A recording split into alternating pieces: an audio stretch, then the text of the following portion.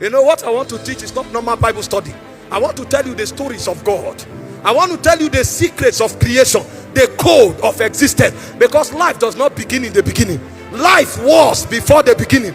And when the beginning ends, life continues. So the journey into God is an eternal reality. Hi. Marahadovakiza, Elianda Franase, Boronde Zavakida, Barakida. You know, Christians don't understand the privilege they have. Because in Christ we have a way back into him that was, him that dwells before time began. That's the journey of existence. The journey of existence is not from Kubwa to Asorok. The journey of existence is from time to eternity. When you touch God and you bring God back to your realm. You know, Adam did not understand the significance of this journey that he was enjoying in Eden. Adam came to a point where he thought the value of life was in things. So he began to appreciate apples. He didn't know that when God opens up his oracles, everything that will ever be is contained there. So he began to look at things and he began to admire things. And a point came, he forgot. He forgot the journey that he was engaging on in Genesis 3 verse 8. He forgot that that was the foundation of all things. His ability to enter into God, to stay there, to look upon God, to download God and to communicate God. He forgot that that syllabus was the making process of Elohim, to bring him to a point where he becomes exactly like him in essence and in verity. All of a sudden he began to desire other things, and suddenly the serpent came into the garden and he recognized the serpent. And the serpent told him, there is another way apart from the way of God. There's another channel you can achieve what you are laboring to achieve. There's another way of becoming like God. This route you are taking is too long. Come, let me show you another route. And introduced the code of rebellion into creation. And the man fell. When he fell, the garden was still there, but he had lost reality. Because it was not about the garden, it was about his intercourse with God. And the first thing that happened to him was that he was cast out of the garden. He no longer had the opportunity to look upon God. He no longer had the privilege to interact with God. He no longer had the powers to control and to regulate the garden, because he had violated.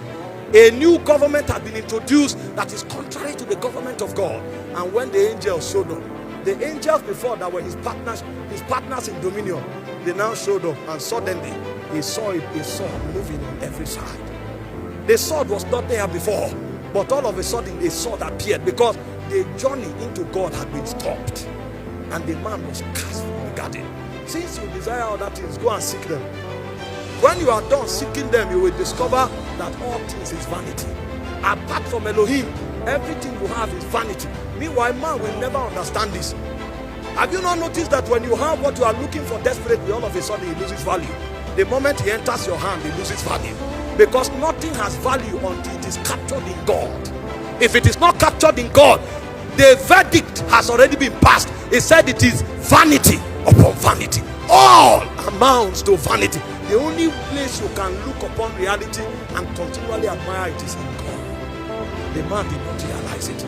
So he left God and he was on the journey of pursuit of things. So when he finds one, he loses value. He dumps it, he looks for another. When he finds it, he loses value. A point came to him, what is this? He now discovered that path apart from God is the path of death. Every time God is no longer in view, you have taken the journey of death. And that is why nothing satisfies again, because the essence of man was designed to be satisfied by the continual infilling of God. So when you are born again, he said, him that is born of God overcometh the world. When a man is born of God, he turns away from the journey of vanity. That part which is a departure from God, he turns away from it and he comes back to focus. He begins to seek Elohim again. He said, whoever is born of God overcometh the world. The word is the word cosmos. What it means is institution. It means government. It means every protocol that is set in place that provoked a departure from the presence. He said, when you are born again, you begin to live above that protocol. All of a sudden, you come back to that point again where intercourse is reestablished. Now, if you enter into God, you will discover there are three realities that governs the civilization of God. The first reality that governs the civilization of God is the will of God. The second reality that governs the civilization of God is the wisdom of God. The third reality that governs the civilization of God are the purposes of God. This is why your prayer can't change the will of God, because the will of God existed before you started praying. So your praying is correct when you align with the will of God, because that reality, it existed before all things. In fact, civilization emanated from that reality. That's why when you do things in your own way, God doesn't hallow it. Before you do anything, He shows you how to do it. Because it's not just about doing it, it's about how it is done. It must be consistent with the wisdom of God for the blessings of God to come upon it. You know, when I was much younger, I thought ministry was about gifts. I was a mighty orator, so I gathered my friends and I told them something is about to happen. And after talking to them for 2 weeks, I now started the program. And when I started the program, I spoke to over 100 people. Only 12 of my friends came. And those who came to sympathize with me because they knew it was a failure. And I now realize there is a strategy beyond human intelligence to bring administration to the purposes of God. If it is not consistent with the will of God, the blessings of God will not rest. I now went back to God, and God told me, be here praying. And I prayed there for over 10 years. When I finished praying, that oracle came out of himself. You know, God is strange. Have you contemplated for a second that before the beginning God was? Where was God? Before the spirit realm was created, where was God? That means God lived in himself. So God is the house of God, and God is God. Now, attempt for a second to imagine God. You will see how futile your brain is. You will discover this tool called your brain in matters of ordination is weak. So you will seek Him day and night, because until that wisdom crystallizes, your brain can't travel too far. He said, pray for long. I was praying, I thought I was wasting time. Meanwhile, that was consistent to my own ordination. Pray! And after I prayed for a long time, He came out from where He dwelt outside time. And He looked upon me. He gave me one instruction. And what happened to me in 3 months was superior to everything that would have happened in 10 years. I now discovered the wisdom of God is superior to human's intelligence. So in the civilization of God, there's the wisdom of God. And in the civilization of God, there are the purposes of God. So your life will not count until you live according to that divine purpose that necessitated your creation. You know, when John went to Zion, he interacted with the 24 elders. Now, these are the beings of wisdom and highest authority in heaven, because they are closest to God in proximity to the throne. And when he saw the elders worshiping, the only thing the elders were saying was, holy, holy, holy is the Lord. And then they saw other beasts that were there, and he said they worship day and night, forever and ever. And the only thing they were saying is, all things were created for your pleasure. That was when John realized the value of life is not in its longevity. The value of life is in the degree that it gives pleasure to God, because all things were created for thy pleasure. So when you fulfill purpose, you give pleasure to God. That's why fulfilling purpose becomes an act of worship. But if you don't go to Zion, you won't find it, because that is not written anywhere in time. You may be on earth and you are laboring because you think the goal is to become something in time. If it is apart from God, it becomes a problem. But if it is in God, it becomes a weapon for kingdom advancement. That's the power of the purposes of God.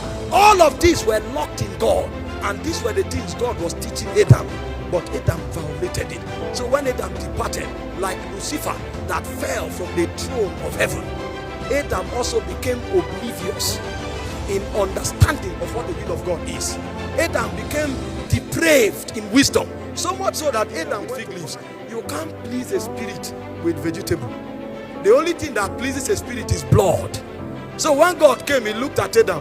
Before now, everything you did was correct, because He named all the animals, and the name He called the animals was the name that was in the archive of heaven. Why all of a sudden you now take an action that is wrong? He had been cut off from the wisdom of God. So God had to come quickly and kill an animal and cover him with the skin of the animal, because if God doesn't see blood, He will kill you. But Adam had fallen from wisdom, and the third thing, Adam no longer understood purpose. The reason for his existence, he forgot it, and Adam began to struggle to survive. He now thought that life was about survival. Meanwhile, it was never written in the blueprint of Zion that life was about survival. Life was about pleasing God. The moment life becomes about survival, death has entered. Adam had departed from the purposes of God. The reason is because a new government had been established. So when John went back to Zion, you know, there are few men that went to before the beginning. It was Moses that wrote Genesis chapter 1 and said, in the beginning, God. The second person that spoke about the beginning was John. He said, that which was from the beginning. They traveled very far outside time. And when John went and checked, he now came back and said, whoever is born of God. The sign that is born of God, the sign that the protocol of eternal life has been activated, is that he overcomes the world. He has the power over the administration of the world system. He has the power over the enticing implications that the devil litters upon the landscape. He overcomes the world. So a man who has not overcome the world has not learned the secret of existence.